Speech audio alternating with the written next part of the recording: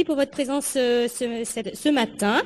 Donc, pour cette nouvelle conférence organisée par votre communauté d'agglomération, donc la CAVEM, communauté d'agglomération Var et Sirène Méditerranée. Donc, nous nous rencontrons ce matin pour la dernière conférence du cycle senior. Donc, ce cycle avait débuté au mois d'octobre. Donc, une fois par mois, entre les mardis matins et les jeudis matins, ça dépendait de l'occupation de la salle. Donc, ce matin, c'est la dernière. Donc, la dernière pour l'année 2017-2018. Nous recommencerons les conférences à partir de 2018-2019. Donc, voilà, pour le mois d'octobre. Si vous voulez me laisser vos mails, je pense que j'en ai certains. Mais je peux vous donner l'information de la nouvelle conférence. On commencera, il me semble que c'est le 9 octobre sur une journée de prévention bien-être. Donc, on intégrera la conférence le matin, toujours accueil café à partir de 9h et début de la conférence à 9h30. Donc, aujourd'hui, on se réunit pour une thématique toute nouvelle que durant mon école d'infirmière, j'avais travaillé dessus sur mon travail de fin d'année d'études. Donc, sur la sexualité chez le senior. Donc, je remercie Sandra de sa présence aujourd'hui. Je la laisserai se présenter. Merci beaucoup, Sandra, de ta venue aujourd'hui. J'ai juste un petit mot pour demain. C'est la fête des voisins. Je ne sais pas si vous le faites au niveau de votre quartier, votre immeuble. Nous le faisons, nous, au niveau du CCAS. Nous organisons une chaîne humaine qui partira du CCAS de Domitis. Je ne sais pas si vous connaissez la résidence senior qui s'est construite en face du CCAS de Saint-Raphaël. Donc, une chaîne humaine du CCAS jusqu'au lycée Saint-Ex. Donc, voilà, c'est une nouveauté. C'est demain, rendez-vous à partir de 14h30. On fera un petit accueil café également à Domitis, aux Acacias. Et puis, je vous ai mis des petits flyers si vous voulez les prendre. N'hésitez pas. Donc, c'est 14h30 demain, rendez-vous au CCAS. Si vous voulez, vous êtes les bienvenus. Comment ? Oui, voilà, il y aura différents lieux, différents rendez-vous, donc à Domitis, aux Acacias, et on clôturera par une clôture musicale dans les différentes structures. Voilà, n'hésitez pas à venir, et si vous voulez plus d'informations, n'hésitez pas à venir me voir. Je vous souhaite une belle matinée, et puis à tout à l'heure.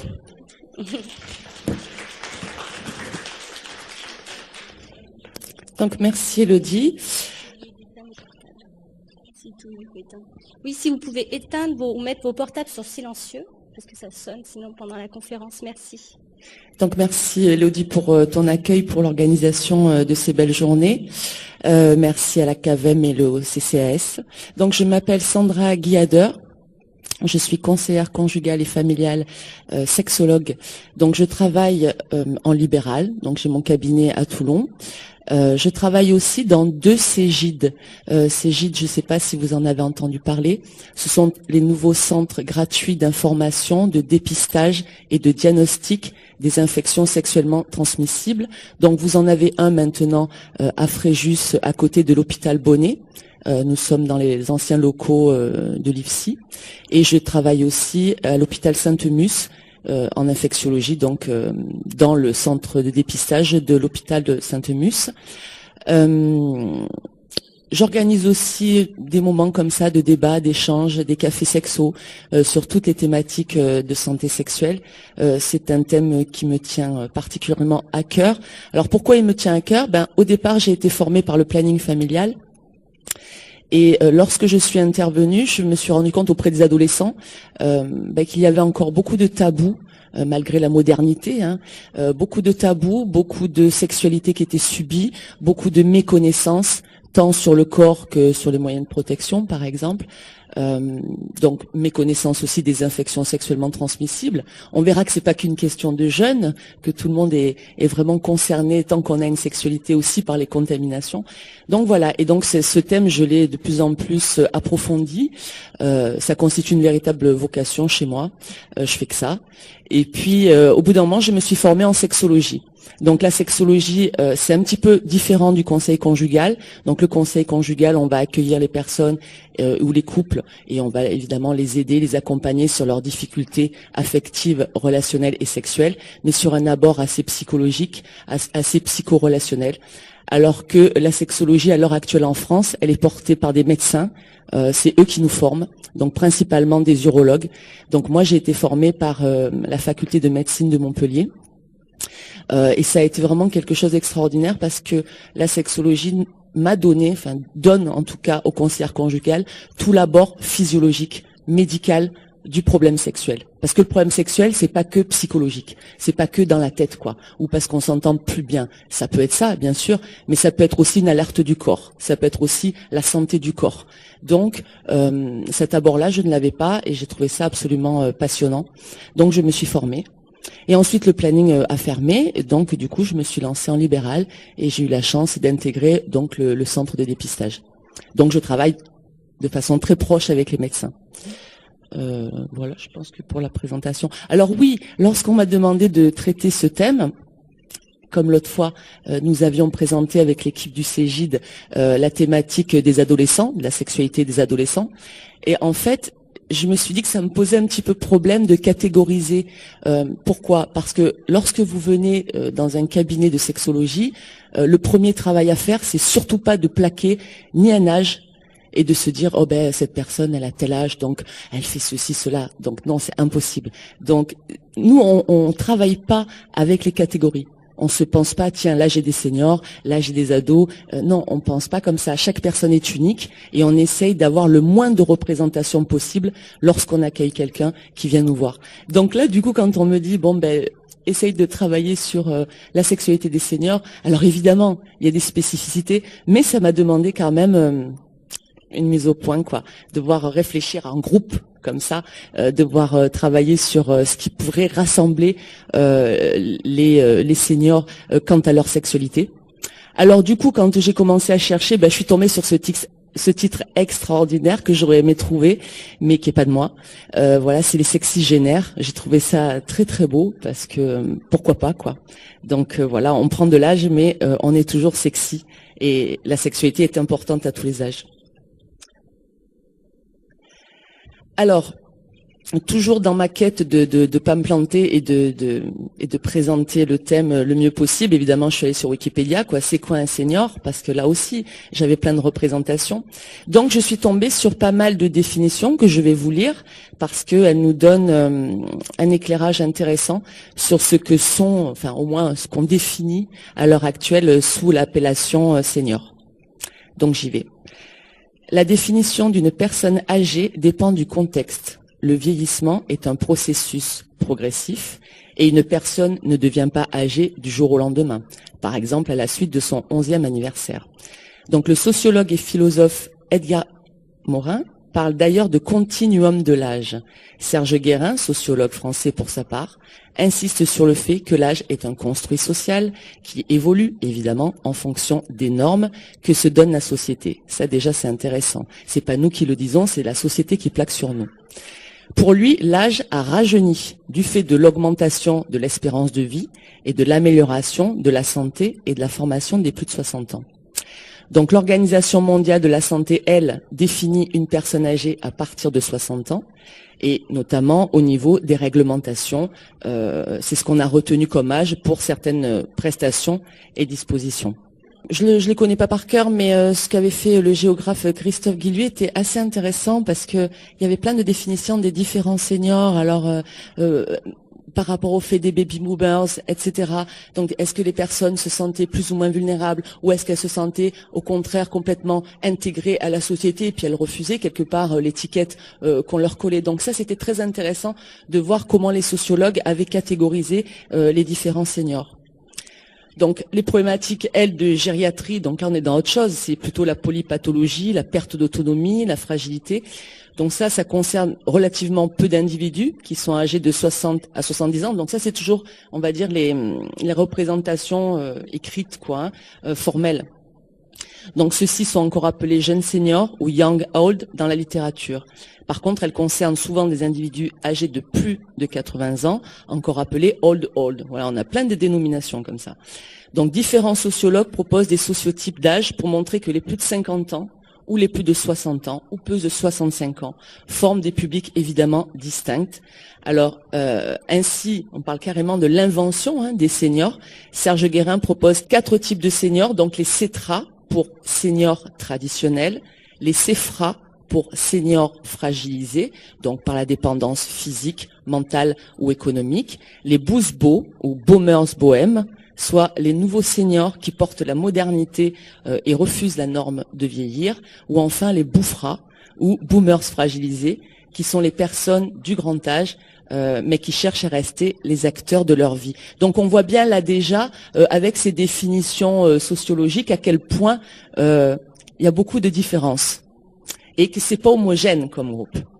Donc après, il y a évidemment la notion de vulnérabilité. Donc plus que l'âge de l'état civil, ça aide à mieux cerner les personnes qui relèvent de la gériatrie. Donc ça, l'entrée dans la vieillesse ne se réfère évidemment à aucun âge particulier, mais à un état d'incapacité fonctionnelle éprouvé subjectivement ou objectivement, selon les dires des personnes elles-mêmes. Alors, évidemment, quand on parcourt un peu toutes ces définitions, on se rend bien compte que l'expression personne âgée, tout comme le mot senior, c'est une circonlocution destinée à éviter l'utilisation directe des mots vieux, vieillard, vieillesse. Clairement, on est dans le politiquement correct. C'est comme si dire ces mots-là, c'était pas bien vu, quoi. Alors qu'encore une fois, et j'y reviendrai beaucoup dans cette présentation, c'est encore une fois une représentation très occidentale de la vieillesse.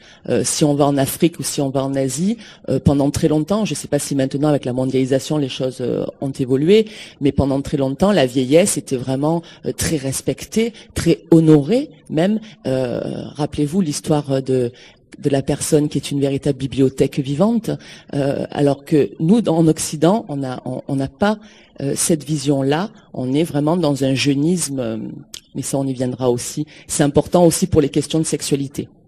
Savoir qu'il y a aussi ce background derrière, cette représentation qu'on se fait. Donc, je poursuis. Le sociologue Serge Guérin montre que les mots sont le signe d'un refus de la société dans son ensemble à voir le vieillissement comme une donnée dynamique permettant de faire levier pour des transformations sociales et culturelles. Là, encore une fois, pareil, on refuse de voir que ces personnes dites âgées ou seniors, elles ont du pouvoir, elles ont de la force, elles ont encore beaucoup de choses à dire et beaucoup de choses à faire, et notamment dans toute cette expression de cette vie relationnelle, affective et sexuelle. Donc on remarque aussi que la part des 60 ans ou plus a augmenté en plus de 50 ans, ça vous le savez tous, atteignant 23% en France et 11% dans le monde en 2015. Donc moi j'ai rajouté dessous Great Power, parce que le pouvoir fait le nombre fait le pouvoir, au pouvoir fait le nombre. Donc oui, c'est réellement un pouvoir fort.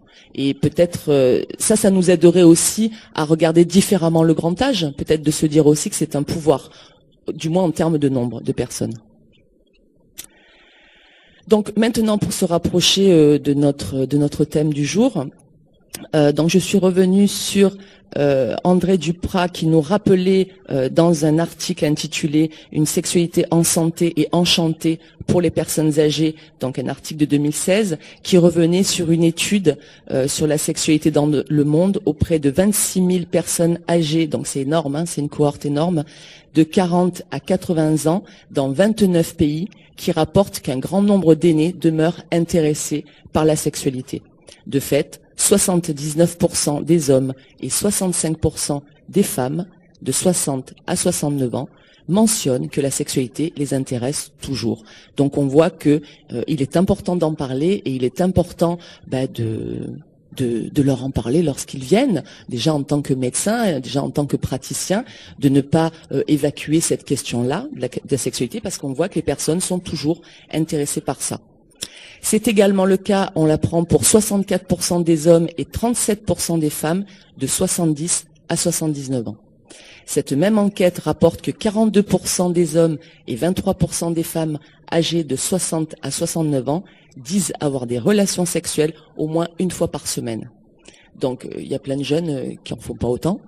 De même que 26% des hommes et 24% des femmes âgées de 70 à 79 ans. Donc c'est d'après une étude de l'Oman École de 2004. Donc évidemment, ce sont des sexygénaires. Donc on voit bien que cette sexualité, ça va nous occuper à partir du moment où on commence la sexualité dans la vie jusqu'à la fin de notre vie. Donc là, je voudrais reprendre des données que nous avait données Antoine Fex, urologue au CHU de Montpellier. qui nous rappelait que une personne sur 5 en France a plus de 60 ans, avec un taux de divorce dans cette population de 34%, un taux de remariage aussi qui est important, qui se situe au niveau des 20%. Donc on le voit bien, hein, comme on l'a vu dans nos définitions au début, on voit bien que c'est une théorie de vieillesse active, on voit bien que c'est un continuum, encore une fois. Donc ce processus dynamique, qui est une étape de vie, une adaptation au vieillissement physiologique, et évidemment des conciliations et des adaptations. Alors bien évidemment, lorsqu'on reçoit une femme sur ces questions-là, va s'imposer l'idée de la ménopause. On ne peut pas faire fi de cette réalité physiologique lorsque la personne vient nous consulter. Il y a quand même des réalités factuelles. Donc petit rappel très succinct sur cette ménopause qui débute à la cinquantaine. Il faut rappeler aussi que la baisse de la fécondité chez les femmes commence beaucoup plus tôt, hein, même si c'est très très très progressif, mais ça commence dès 25 ans. Donc là aussi, toutes les réflexions qu'on peut avoir au niveau de la fécondité, avec ces femmes qui repoussent toujours de plus en plus l'âge de la première maternité, ben non, on voit bien que le temps est vraiment compté chez les femmes, puisque cette fécondité, on a un stock tout à fait clair d'ovules qui est amené à s'effondrer et à disparaître, donc à 50 ans. Donc là, on a une chute brutale du taux d'œstrogène et on apprend que au moment de la cinquantaine, au moment de la ménopause, les hommes, eux, ont autant, si ce n'est plus, d'œstrogène que les femmes dans le corps. Donc on voit bien à quel point c'est une véritable révolution dans le corps des femmes que cette ménopause. Donc évidemment, arrêt des règles, aménorrhée, sécheresse vaginale et de la peau en général, des risques d'ostéoporose beaucoup plus importants et d'hypercholestérolémie entre autres. Donc il y a tout cet aspect intérieur, mais il y a aussi l'aspect social. Notre corps se transforme, notre corps change, les kilos sont plus difficiles à perdre, la taille est moins marquée, on se transforme au niveau de notre apparence physique. Donc ça va compter aussi dans notre relation à l'autre, dans notre séduction. C'est des choses qui vont impacter les personnes. Alors il peut y avoir aussi tout l'aspect psychologique. Alors j'ai pas tout pris, mais l'idée du nid vide, donc les personnes qui ont beaucoup investi, les femmes qui ont beaucoup investi leur vie familiale, peuvent se retrouver à ce moment-là de leur vie, se sentir un petit peu vide, sentir qu'il n'y a plus de projet, qu'on ne sait plus comment faire, ou peut-être professionnellement aussi, se retrouver un petit peu entre deux eaux, un petit peu fatigué, avoir moins envie des choses que l'on faisait avant. Donc on voit bien à quel point c'est une période de charnière dans notre vie. Et évidemment, le regard sociétal sur la féminité qui n'est pas tendre, un regard qui est... Nous, on le sent beaucoup, ça, sur le terrain, quand on rencontre tant les jeunes que les moins jeunes. Vraiment, ce regard de la société qui peut être... très difficile, très très difficile, tant pour les jeunes que pour les personnes âgées. Donc évidemment, cette femme, si elle vit cette ménopause, mais qu'en plus la société lui renvoie que la sexualité, ça n'est que des beaux jeunes corps magnifiques, photoshopés, ben c'est peut-être pas évident pour elle d'accepter toutes les modifications de son corps parce que la société ne la montre pas elle. On montre d'autres corps, mais pas le sien, pas le corps des femmes ménopausées. Donc ça sera un autre débat qu'on développera peut-être après. Alors les hommes aussi. Alors les urologues n'aiment pas qu'on parle d'andropause parce qu'ils disent et ils ont raison, qu'il n'y a pas ce phénomène-là d'arrêt brutal chez les hommes. Mais bon, le terme existe, donc moi je le reprends un peu. Donc l'andropause, évidemment, elle n'est pas si brutale. Il y a une baisse de la testostérone, l'hormone sexuelle mâle. Dès l'âge de 30 ans, elle est très très progressive et comme vous le savez tous, l'homme continue à pouvoir procréer jusqu'à la fin de ses jours. Donc pareil, lui aussi, il est touché par la modification du schéma corporel, on vieillit, on change, on a moins de muscles, plus de masse grasse, donc ça c'est normal, c'est dû à la chute de testostérone. On a peut-être des premières dysfonctions érectiles qui s'installent ou pas, parce que c'est pas une généralité, mais enfin, les hommes peuvent se plaindre un petit peu plus de ça. Un sentiment de fatigue aussi, qui peut être entraîné aussi par la baisse de la testostérone. Donc là aussi, peut-être chez les hommes, allons réfléchir, est-ce qu'il y a un deuil de performance, puisque malheureusement, on est encore dans une société qui construit, moi je suis très genrée, donc les études sur le genre, je trouve que ça a été une avancée phénoménale en France, et Dieu sait si on a mal compris ça, et que on a fait dire à cette théorie du genre tout et n'importe quoi, alors que le genre, c'est simplement de questionner le masculin, la construction du masculin et du féminin dans une société. Donc, dans nos sociétés, les garçons sont encore, pas partout, mais majoritairement éduqués comme sois performant, sois fort, ne pleure pas, etc. Donc, bon, pour ceux qui aiment ça, tant mieux. Mais nous, sur le terrain, on voit que ces garçons, du coup, s'empêchent de pleurer, ils sont toujours dans cette performance. Et du coup, au niveau de la sexualité, évidemment, quand il y a un problème de sexualité, si on a été construit sur la performance, là, ça pose problème. D'accord. Donc, on revient vraiment sur toutes ces questions-là. Donc oui, peut-être cet homme-là, à ce moment-là, il va peut-être faire le deuil de tout ça. Oui, il n'est pas un super-héros, il est un être humain, il a des failles, il a peut-être besoin qu'on s'occupe plus de lui ou qu'on prête plus attention à lui. Et ça peut être des moments, on verra, tout à fait intéressants. Ce ne sont pas des moments où on va mal automatiquement. Ça peut être vraiment pour se réinterroger sa vie, réinterroger son rapport à l'autre, et c'est quelque chose de riche. Donc pareil, l'arrêt des projets initiaux, soit professionnels ou autres, l'idée du nid vide, parce qu'un homme aussi a pu énormément s'investir dans l'élevage des enfants, comme on dit, et puis quand des enfants partent, c'est peut-être pas évident aussi pour les papas. Et là aussi, le regard, encore une fois, sociétal sur la masculinité. Pareil, dans les arrêts de bus, on voit pas des hommes de 60, 70 ans, on voit toujours les mêmes, des espèces de corps comme ça, mais qu'on voit pas partout, hyper jeunes, hyper musclés, voilà, etc., etc. Donc ça aussi, ça va compter, alors de façon moins importante chez les garçons, parce qu'on voit moins dans les arrêts de bus de corps masculins pour les publicités que des corps féminins, mais ça peut aussi jouer. Alors, les personnes dites sexygénaires, que l'on rencontre, ou même au-delà, puisque le monsieur est venu me voir, oui, au-delà, je suis partie sexygénaire, mais c'est tous les âges, bien sûr, à partir des sexygénaires, justement. Donc, de quoi viennent-ils se plaindre? Quelles sont leurs difficultés? Quand ils viennent me voir, clairement, je suis sexologue, donc ils vont parler de troubles du désir, ils vont parler du trouble de l'orgasme, tant hommes que femmes, ça peut arriver les deux. Pour les hommes aussi, évidemment, les difficultés érectiles, soit la perte de l'érection, soit une érection qui n'est plus comme d'habitude, qui n'est plus comme avant. On s'inquiète, on se demande si on est normal, etc. Il peut y avoir une éjaculation retardée ou précoce. Il peut y avoir des douleurs, ce qu'on appelle dyspareunie. Donc au niveau de la pénétration, ça fait mal, c'est plus comme avant, c'est moins lubrifié, on se sent pas très à l'aise dans son corps. Alors, nous, évidemment, comme je l'ai dit dès le départ, quand les personnes vont venir, on va les prendre dans leur ensemble. C'est pour ça qu'il faut être... Alors, j'aime pas le terme de neutralité parce qu'on peut pas être neutre, ça n'existe pas. Mais on va vraiment s'inquiéter de ce que vit cette personne. Cette personne, elle est dans un environnement. Et là, on est dans la systémie. Nous, on appelle ça comme ça dans notre jargon. C'est-à-dire que on peut pas simplement traiter la difficulté de la personne, point barre. Cette difficulté s'inscrit dans un contexte de vie. Est-ce que cette personne vit seule ou pas? Est-ce qu'elle va bien? Est-ce qu'elle a un travail ou pas? Est-ce qu'elle a assez de ressources ou pas? Est-ce qu'elle vit la précarité ou pas? Tout ça, ça va compter dans notre vie affective et sexuelle aussi. Et puis le usage du tabac, de la drogue, j'en sais rien, ou de l'alcool, tout ça, ça va impacter. Il faut qu'on en prenne compte, mais aussi les traumatismes. Donc au fur et à mesure qu'on va discuter avec cette personne, il n'y a pas que la difficulté d'aujourd'hui. On va peut-être apprendre qu'il y a eu dans le passé des viols, l'inceste, de la violence conjugale, et ça, on sait que ça pèse de tout son poids sur l'épanouissement sexuel. C'est très très difficile. Si on n'a pas travaillé ces questions-là, elles vont mettre un voile un petit peu sur notre vie sexuelle. C'est pas évident. Donc ça va ressurgir aussi dans l'entretien. Donc, on le voit bien, c'est ce que je disais au départ, cette santé sexuelle, il faut s'en occuper. Parce que c'est la santé du corps, physiologique, mais c'est aussi la santé de soi avec l'autre, ou de soi avec tous les autres.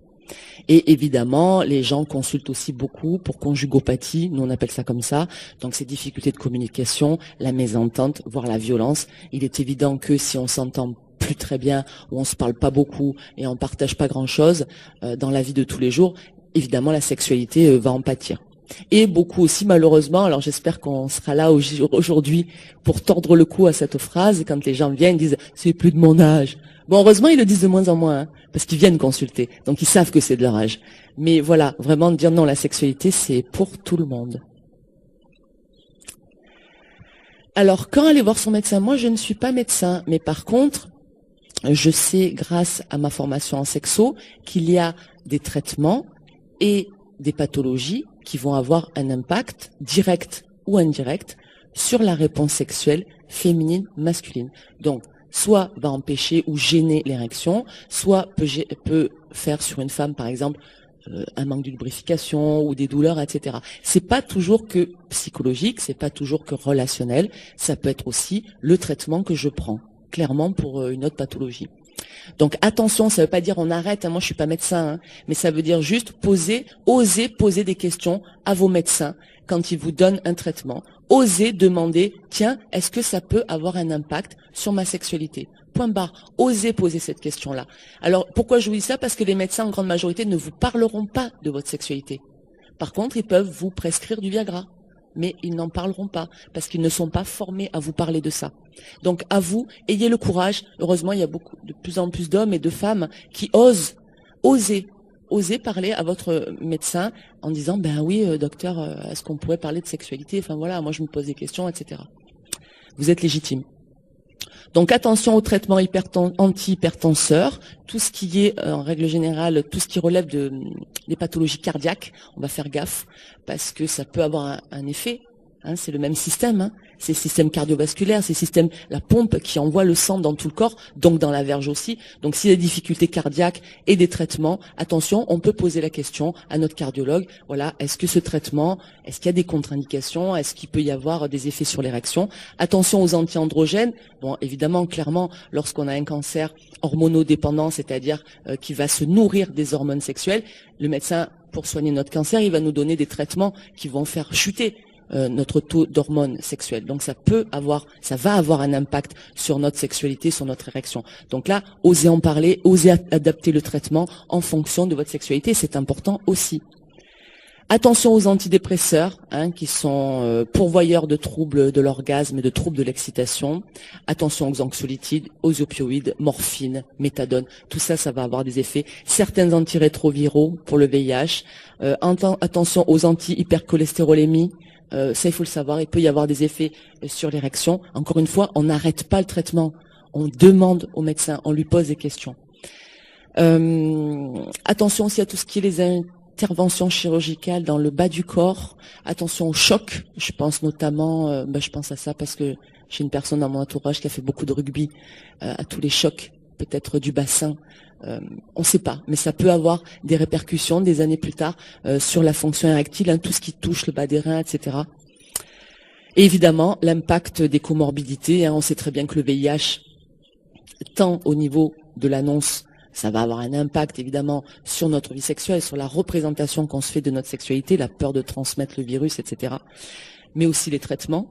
Donc le VIH, tous les cancers probablement encore plus qu'on appelle... je me rappelle plus, mais c'est pas grave. Ouais, mais il y avait un terme qui était joli, mais je me rappelle plus. Mais enfin, tous les cancers qui sont émotionnels, enfin, c'est ça que ça voulait dire, tout ce qui est cancer du sein, cancer de l'utérus, cancer de la prostate. Évidemment, tous ces endroits qui sont fortement corrélés au fantasme, hein, à la vie sexuelle, évidemment, lorsqu'ils sont touchés par une maladie, touchés par une intervention chirurgicale, évidemment que ça va avoir un impact. Donc, même si tout marche bien, hein, évidemment que ça va nous faire peur. On va se demander si on est toujours capable d'avoir une vie sexuelle, etc. Donc, vraiment, bon, moi je plaide, mais je suis pas entendue, hein, mais je plaide que dans les cliniques, les hôpitaux, il y ait un entretien avec le sexologue avant et après l'intervention, à minima. Bon, pour l'instant, on m'entend pas. Voilà, c'est pas grave. Il n'y a pas de sous pour la sexologie.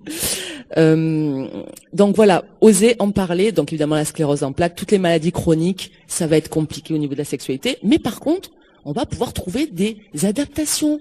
On a bien vu que c'était le maître mot. Ça ne veut pas dire j'arrête ma sexualité. Ça veut dire je vais l'adapter. Je vais faire avec ma pathologie, avec mon traitement. Il y a plein de solutions maintenant. Mais il va falloir oser en parler. Ok? Idem pour le diabète, la dépression, etc.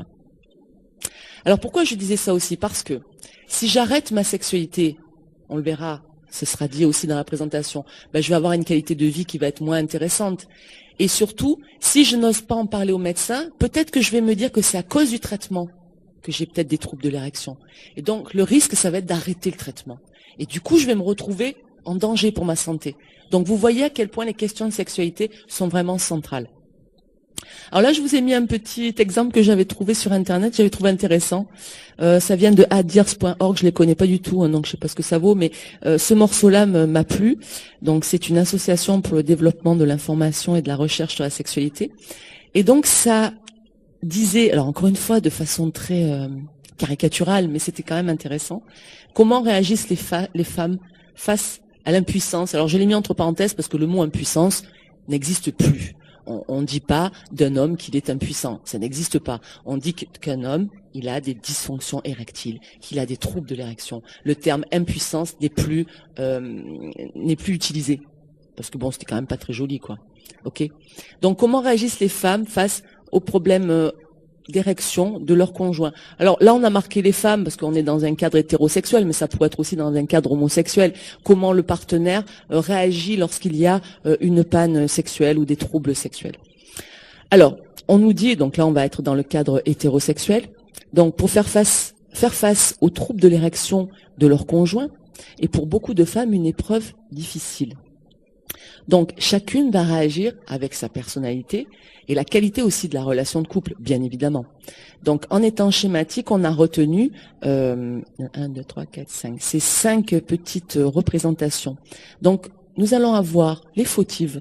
Donc, c'est-à-dire que ces personnes ayant perdu toute confiance en elles, par exemple à la suite de la ménopause, elles vont se sentir coupables des pannes de leurs compagnons. Et elles vont attribuer cette baisse à leur pouvoir attractif. Elles vont dire c'est ma faute, quoi.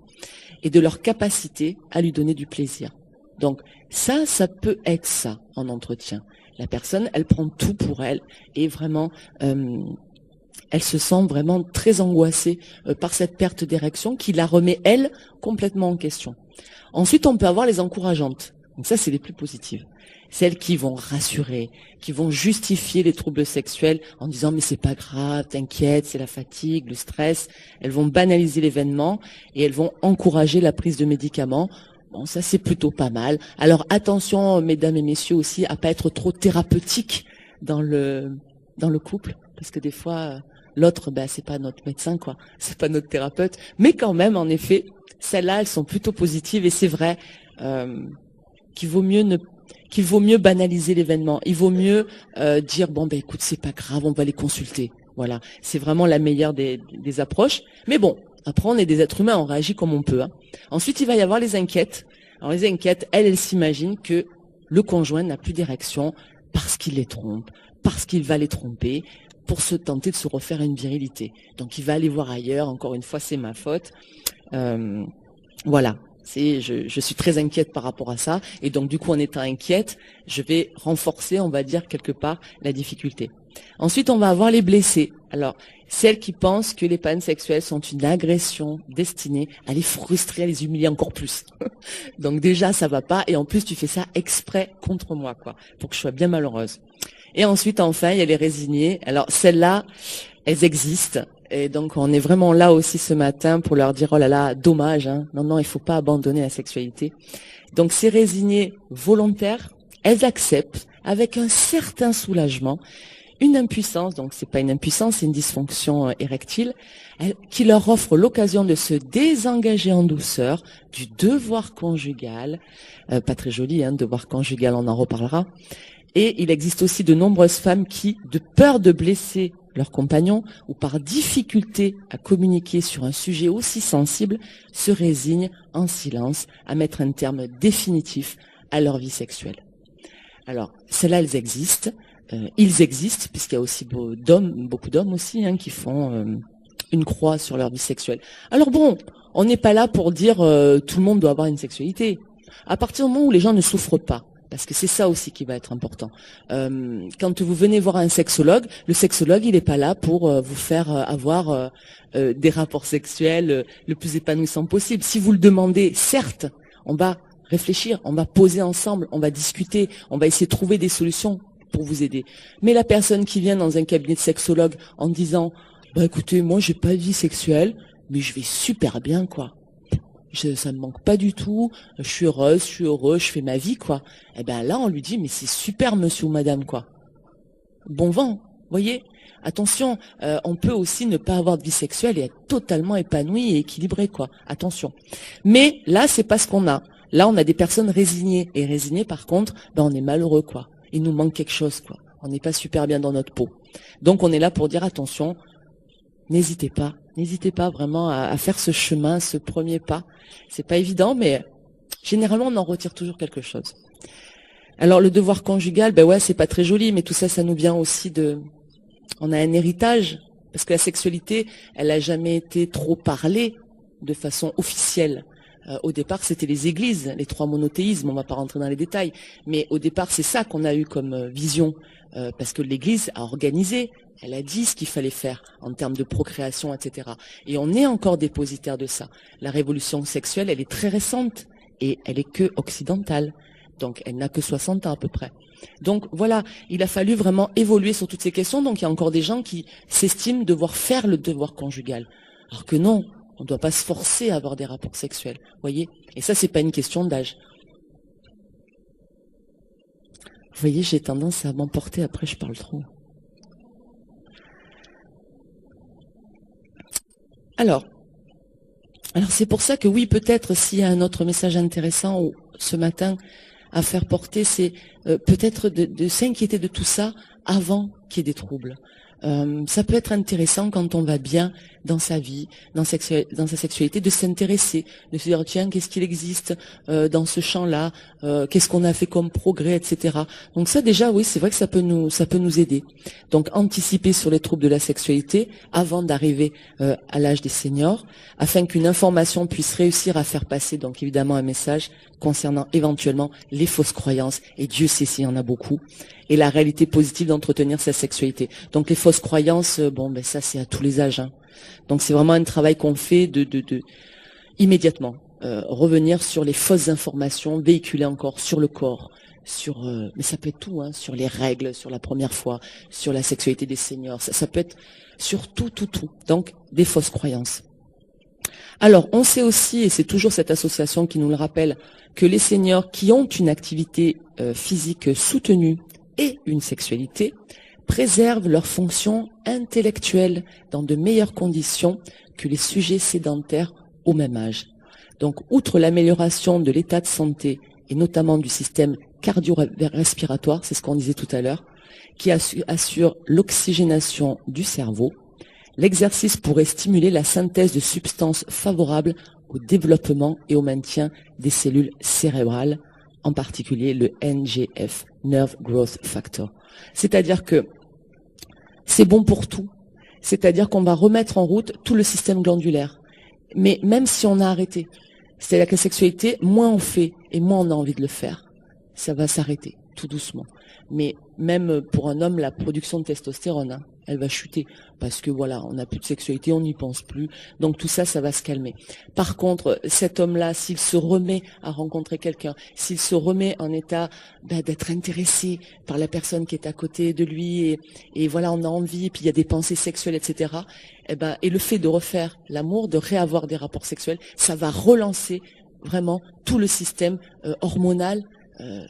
Mais c'est physiologique en plus, hein. Donc ça marche. Alors on a fait des études, il faudrait les retrouver, mais c'est des vraies études scientifiques où on s'était rendu compte qu'un homme qui avait arrêté complètement toute sexualité depuis longtemps, donc avec une chute du taux de testostérone, si on le remet ne serait-ce qu'à regarder des films pornographiques, donc à être en état quand même d'excitation psychique, psychologique et physique, sa production de testostérone se remet à augmenter.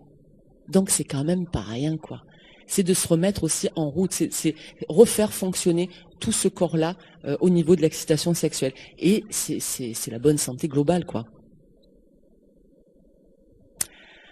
Alors, inhibiteur de la phosphodiestérase de type 5. Oh, j'adore la dire, celle-là est trop jolie. Alors, pas de panique, Quesaco, c'est rien du tout.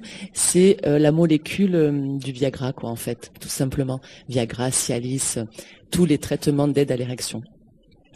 Alors, ce sont des traitements que vous connaissez, des traitements oraux, donnés en cas de trouble de l'érection, et qu'on appelle médicalement dysfonction érectile. Donc, le principe des IPDE5, donc ce sont des comprimés, comme vous le savez, qui facilitent et renforcent l'érection. Alors attention, ça facilite et ça renforce. C'est pas, je prends un Viagra et du coup, bam, ça doit marcher immédiatement, quoi. C'est pas comme ça que ça marche. Ça renforce et ça facilite l'érection. Donc, ils agissent par un mécanisme vasculaire et pas, c'est pas le cœur, hein, parce que des fois, souvent, les hommes n'osent pas prendre du Viagra parce qu'ils se disent, oh mon Dieu, mon cœur. Mais ça, de toute façon, vous allez voir un médecin. Donc, c'est le médecin qui va décider oui ou non vous pouvez en prendre. Donc déjà, pas de panique. Mais encore une fois, ce que nous disent les cardiologues, c'est arrêter de nous envoyer des gens juste pour une prescription de Viagra, quoi. Il y a quand même très peu de contre-indications à prendre du Viagra. Sauf si vous avez fait un arrêt cardiaque dans la semaine, c'est ce que nous disait le cardiologue. Mais encore une fois, vous allez voir votre médecin et c'est lui qui décide si c'est faisable ou pas. Alors, ils agissent par un mécanisme vasculaire qui augmente l'afflux sanguin en dilatant les vaisseaux situés dans la verge. Donc on voit bien, en fait, le Viagra va jouer sur desserrer le frein à l'érection. D'accord ? Dans votre corps, les hommes, il y a un frein à l'érection qui a été développé au cours de l'évolution. On peut pas, un homme ne pouvait pas vivre en étant constamment à l'érection, en érection. Donc, l'évolution a fait qu'il y a eu un frein à l'érection qui s'est développé. Et ce médicament qui est merveilleux, qui au départ n'était pas du tout prévu pour ça, il était prévu pour une autre pathologie, mais ça n'a rien fait sur l'autre pathologie. Par contre, ils se sont rendus compte que ça faisait de belles érections. Donc ils se sont dit, waouh, on tient quelque chose là. Et ensuite, la personne, le professeur, enfin le scientifique qui a fait le lien de vraiment trouver quelle était cette molécule qui agissait sur le frein de l'érection, il a eu le prix Nobel de médecine, quoi. Donc c'est quand même pas rien.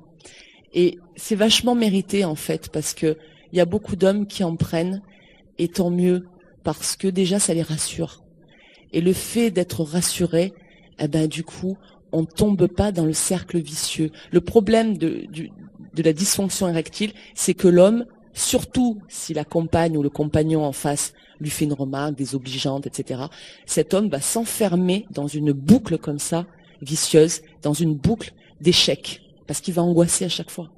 Et donc, le Viagra est formidable parce que ça permet de casser ce cercle vicieux et de permettre quand même une érection. Et du coup, l'homme est rassuré parce que ça marche. Et puis si ça marche pas, on a d'autres moyens de toute façon.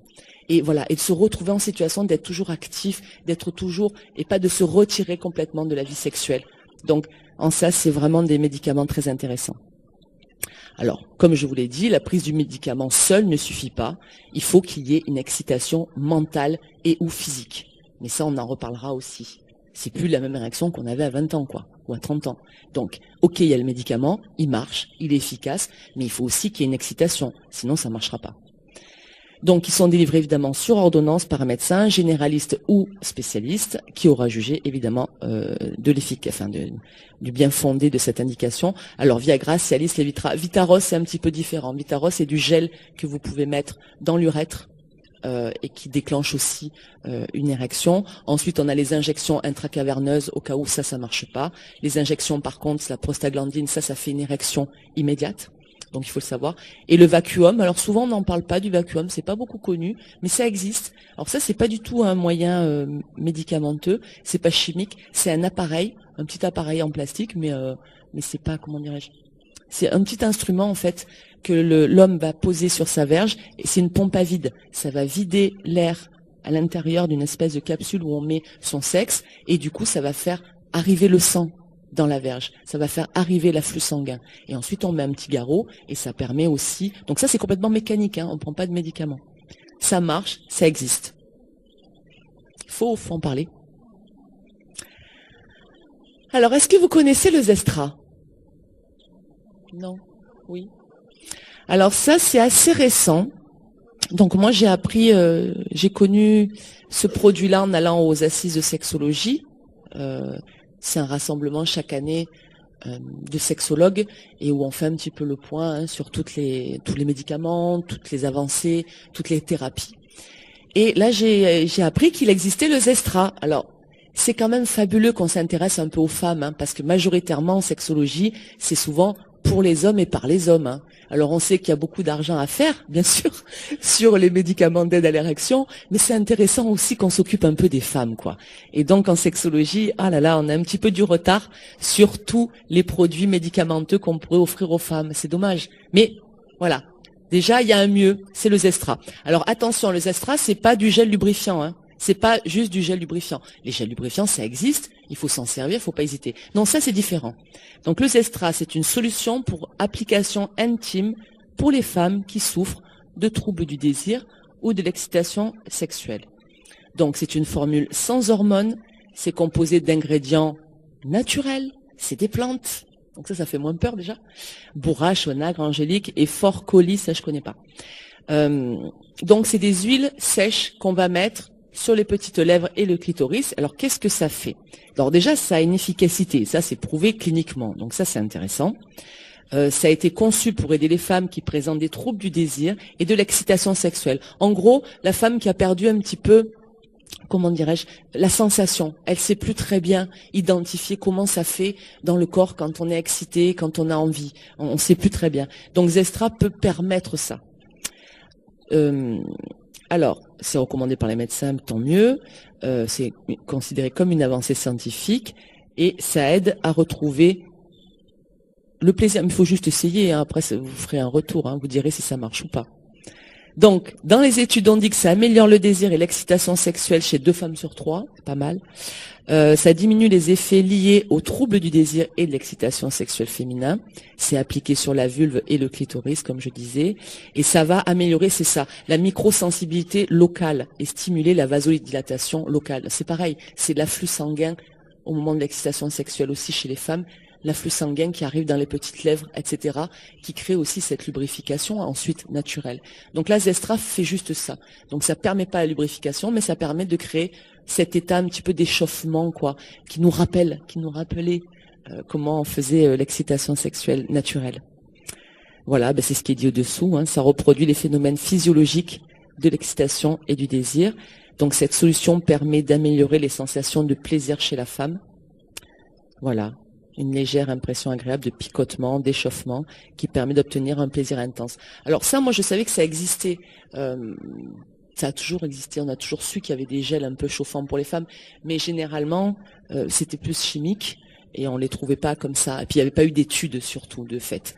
Donc là, c'est naturel et puis il y a eu des études sérieuses. Donc pourquoi pas? En plus, c'est sans prescription. Donc l'incontinence urinaire, parce que aussi en prenant de l'âge, il peut y avoir aussi toutes ces questions-là qui vont se poser.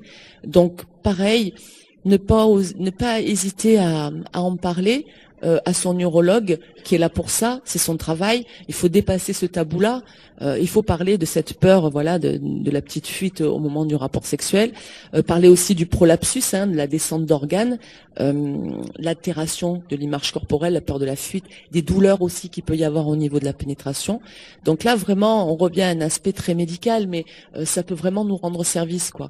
Donc on apprend aussi que 80% de réussite après la chirurgie sur ces problèmes-là. Donc c'est quand même, voilà, ça serait dommage de s'en passer. L'atrophie vaginale, alors l'atrophie vaginale, c'est vraiment du fait de la ménopause aussi, de cette rétractation un petit peu du vagin.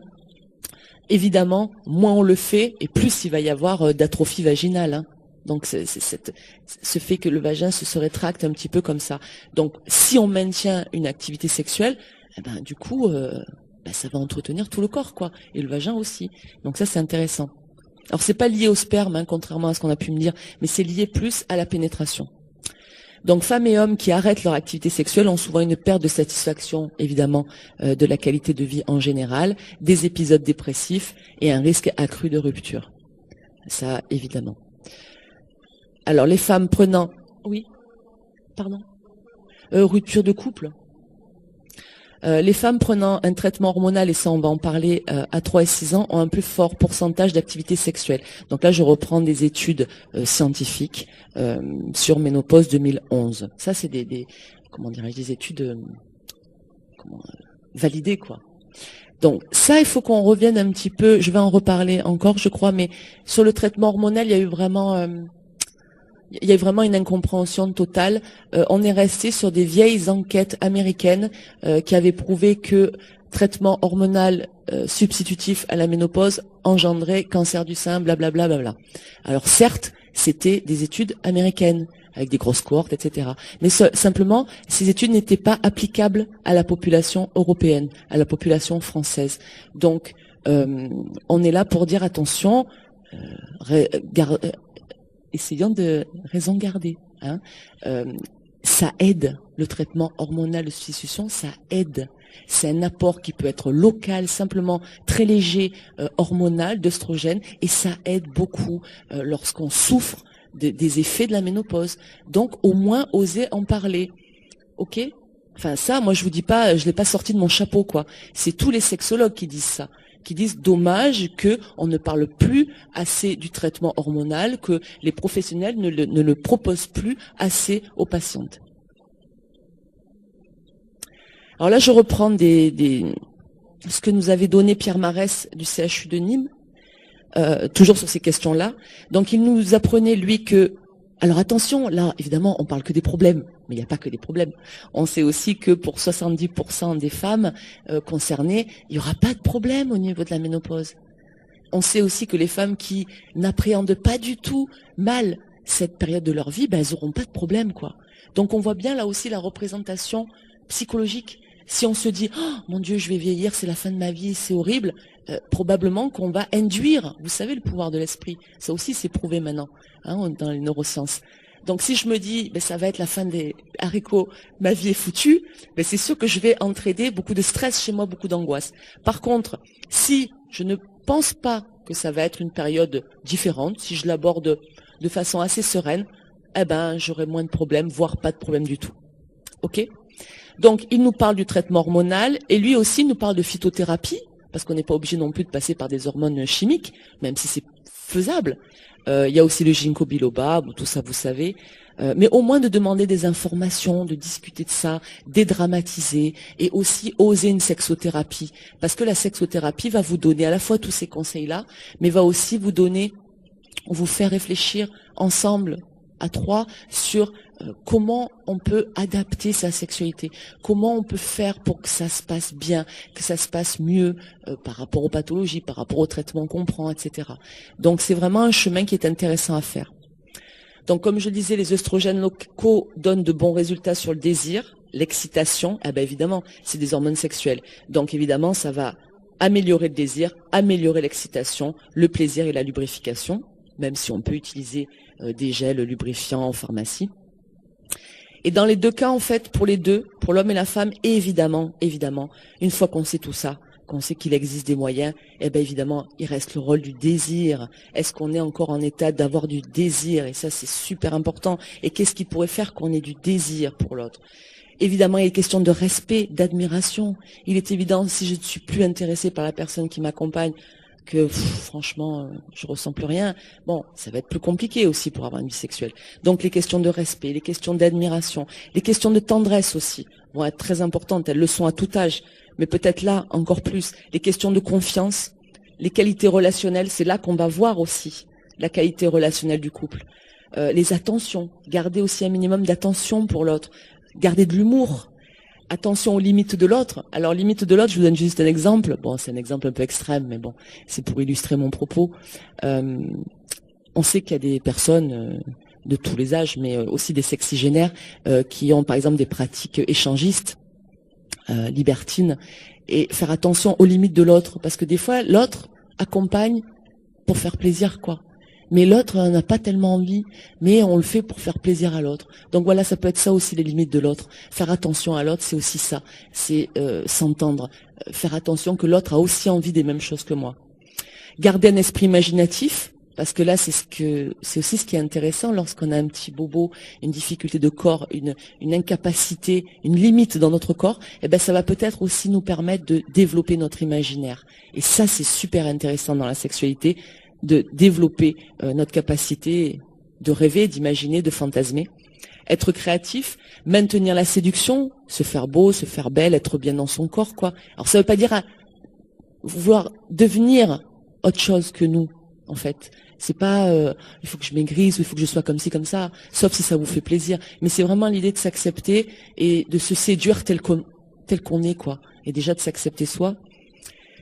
Et voilà, et la volonté de maintenir ce désir avec l'autre. Donc ça, j'ai repris donc des informations qui étaient parues dans Sexualité humaine de janvier 2015. Alors moi, j'ai rajouté aussi oser être actrice et acteur de son désir. Alors, qu'est-ce que je veux dire par là? Je veux dire que souvent, les hommes qui viennent consulter, alors ok, ils viennent pour un problème d'érection, mais quand on discute avec eux, en fait, on se rend compte que la partenaire, elle n'est pas très active sexuellement. Elle touche pas, elle caresse pas, elle stimule pas.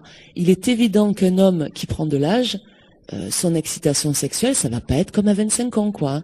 Ça va pas être comme à 30 ou 40 ans, quoi. Qu'il suffit de l'effleurer, il suffit d'une petite caresse pour qu'il y ait l'érection. Non, physiologiquement, avec ou sans Viagra, il faut quand même que l'autre soit actif, soit dynamique aussi dans cette relation à deux.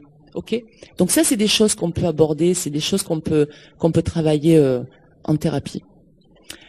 Et puis les femmes, elles peuvent aussi se lâcher un peu plus. C'est-à-dire que ce qu'on constate, c'est que les hommes, quand ils grandissent, quand ils commencent leur sexualité, ils sont un petit peu dans cette toute puissance, hein, d'érection, etc. Leur sexe est visible, ils voient bien comment ça fonctionne, il n'y a pas de problème avec eux. Alors que les femmes, notre sexe est intérieur, il faut qu'on se l'apprivoise, il faut qu'on s'approprie notre corps. Des fois, ça prend un peu plus de temps. Et par contre, en deuxième partie de vie, on rencontre beaucoup plus de femmes qui, elles, par contre, ont beaucoup plus envie que les hommes. Ça y est, elles connaissent bien leur corps, elles connaissent leurs envies, elles savent ce qui leur plaît, etc. Et donc, on se retrouve souvent avec des femmes, là, elles, qui osent dire « Mais moi, j'ai envie, j'ai encore envie. Voilà, j'ai besoin de m'occuper de ma sexualité, j'ai envie que ça se passe, etc. » Donc, c'est intéressant, là, de pouvoir se remettre parfois au diapason avec le partenaire qui, lui, parfois, à ce moment-là de la vie, il a des petits soucis. Alors, comme je le disais aussi, donc être actif, être proactif dans le sexe, c'est important. Accueillir ces nouvelles possibilités. Alors ça veut dire faire avec votre corps. Il faut faire avec notre corps d'aujourd'hui, avec ce qu'il peut nous donner. Le corps, c'est quand même la peau. C'est quand même, je ressens les caresses, je ressens quelque chose dans mon corps. Donc faire avec mon corps d'aujourd'hui. Faire avec aujourd'hui, ça c'est bon. Alors, comme je l'ai dit, attention aux pratiques libertines. Attention, généralement les sexygénaires, eux, se disent « Ouais, bon, le VIH, SIDA, c'est pas pour moi, c'est un truc de jeune, etc. » Non. On est la deuxième région la plus touchée en termes de contamination par le VIH. Les infections sexuellement transmissibles comme la syphilis, la gonorrhée, etc. Bon, c'est pas très joyeux, mais je suis obligée d'en parler. Je travaille dans un centre de dépistage. Sont en augmentation. Donc, ici, à partir du moment où vous avez des rapports sexuels avec d'autres personnes, parce que vous avez refait votre vie, parce que vous avez rencontré, vous êtes content, il y a une excitation, il y a une envie folle, oui, mais attention, il y a quand même le risque de contamination, il est toujours là. Donc là, n'hésitez pas, hein, il y a des tests de dépistage, donc quand vous venez chez nous, c'est gratuit, c'est confidentiel aussi, donc c'est pas un souci de se faire dépister. Et oser parler des difficultés de couple.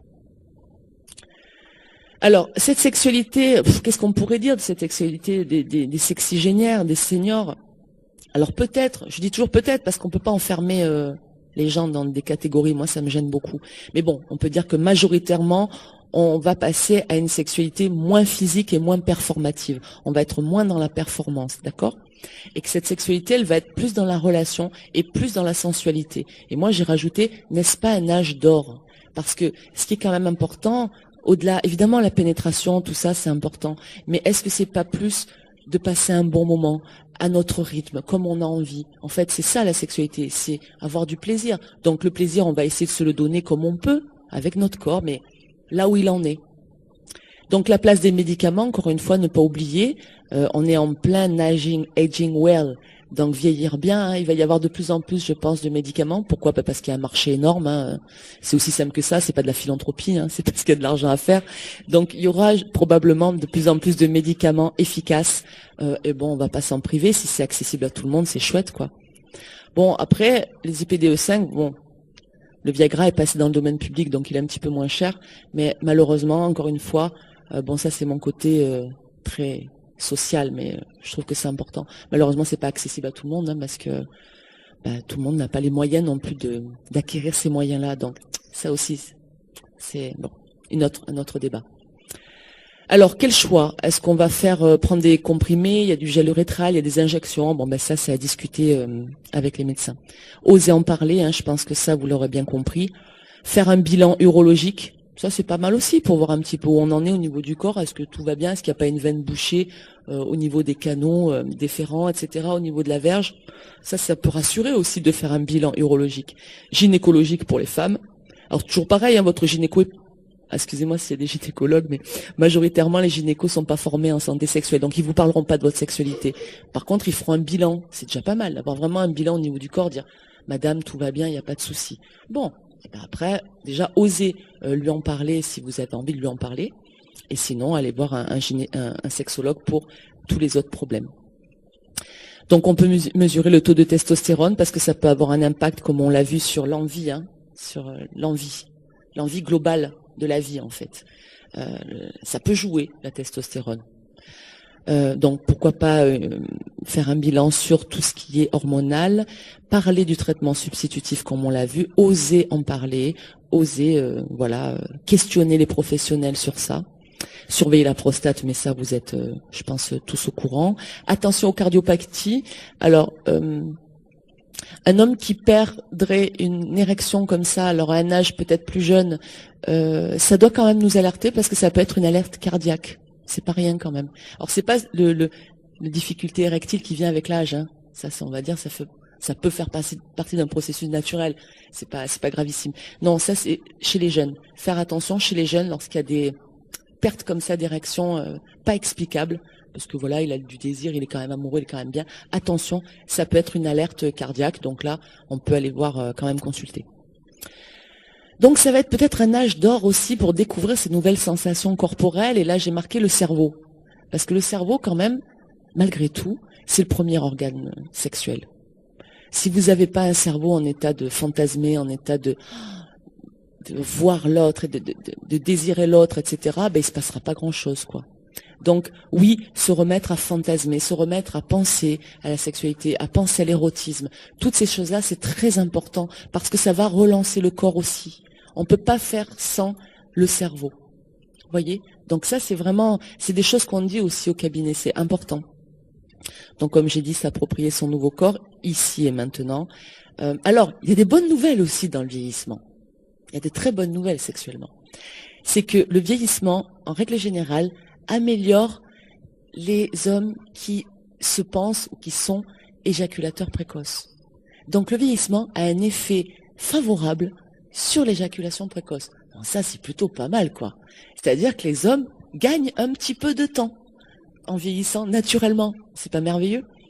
Et généralement, il y a plus d'orgasmes. C'est-à-dire que là, on revient à l'histoire de « je connais très bien mon corps ».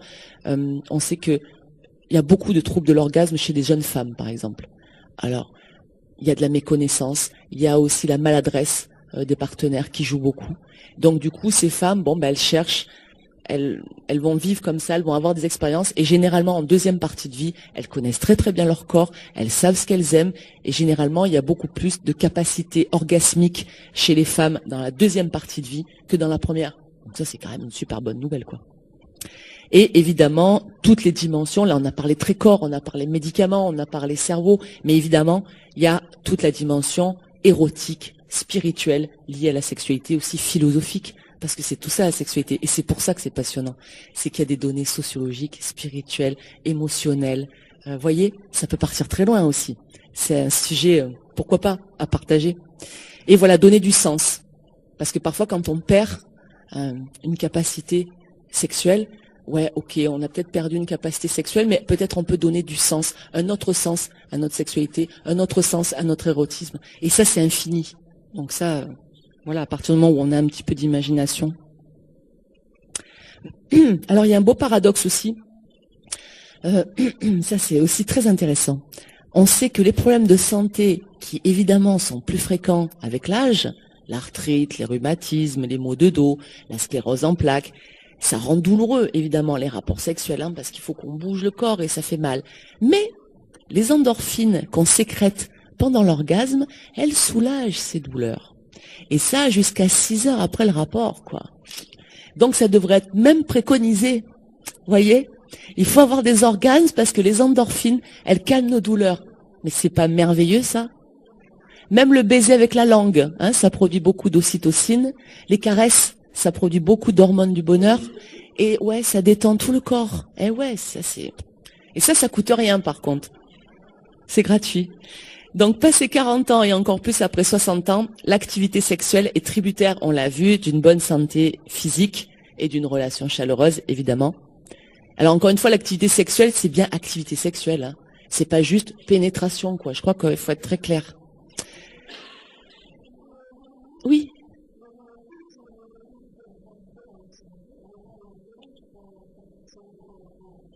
Bien sûr, mais moi, là, mon objectif, là, mon projet, oui, mais moi, mon sujet, c'est la sexualité, je suis en plein dedans. Hein.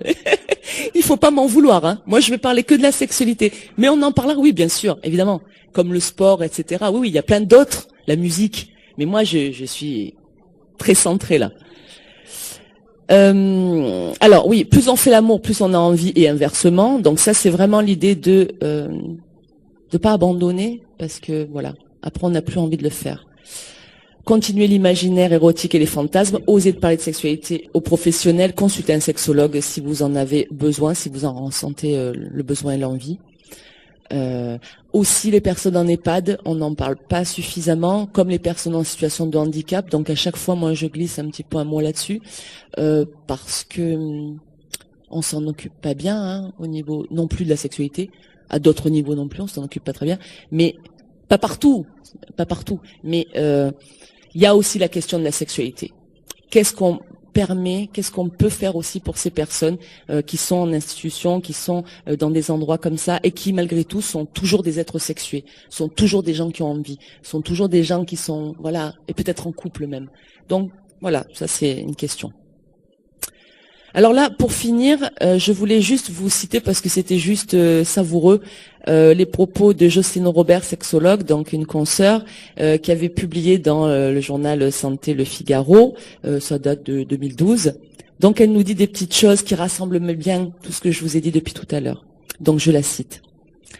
La tendance est de se référer au modèle dominant dans les sociétés occidentales, performance et consommation. Même pour les jeunes, ce modèle est nul et incite à passer à côté du plaisir. Tempête la sexologue. Donc le modèle sexuel prédominant de performance et d'ajustement mécanique est à mettre aux ordures. À tous les âges, les hommes ne sont pas des pantins aux érections minutes et éléphantesques, ni des machines distributrices d'orgasmes. Les femmes ne sont pas des instruments au service de la machine. Elles ne jouissent pas non plus d'un coup ou deux de baguettes magiques. Oubliez la quête de la performance. Donc, elle a sorti un livre qui s'appelle Les femmes vintage. Elle propose un tout autre programme. Passer du modèle de performance et porno, donc je ne sais pas si vous avez vu, mais sans doute des capsules porno, enfin des vidéos porno sur YouPorn, enfin c'est catastrophique, c'est toujours pareil quoi. Vous en avez vu une, les 100 autres, c'est pareil. C'est toujours le même canevas, d'accord ? Donc, elle nous dit passer du modèle de performance et porno où tout est prévisible à un modèle relationnel, érotique, où là, par contre, tout est imprévisible.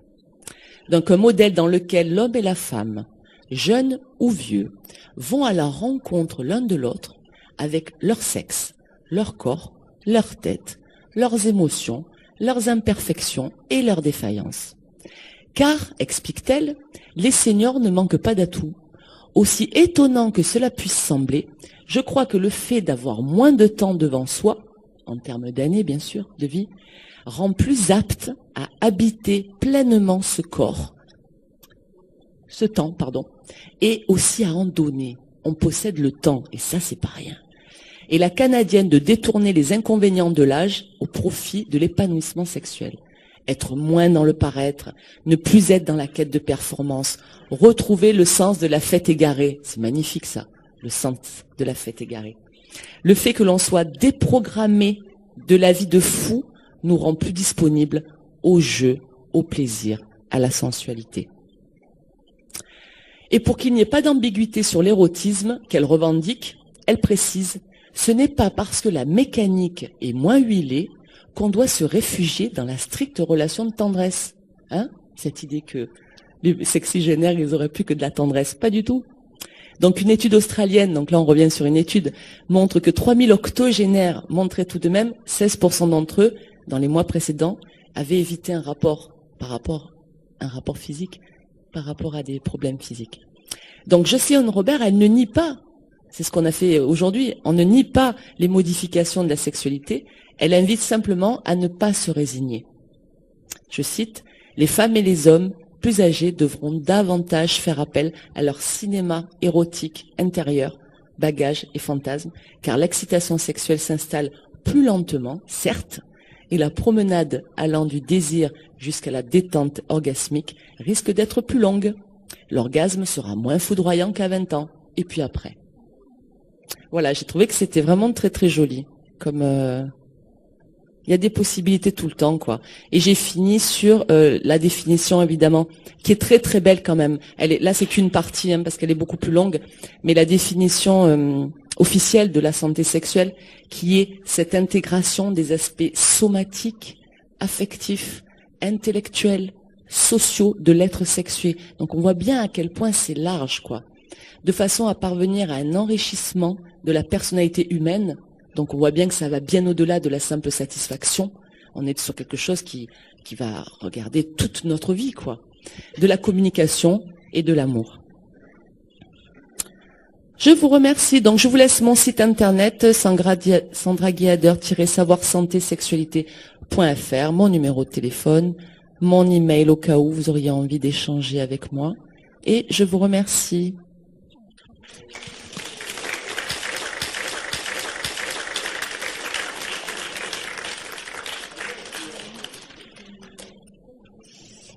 Merci.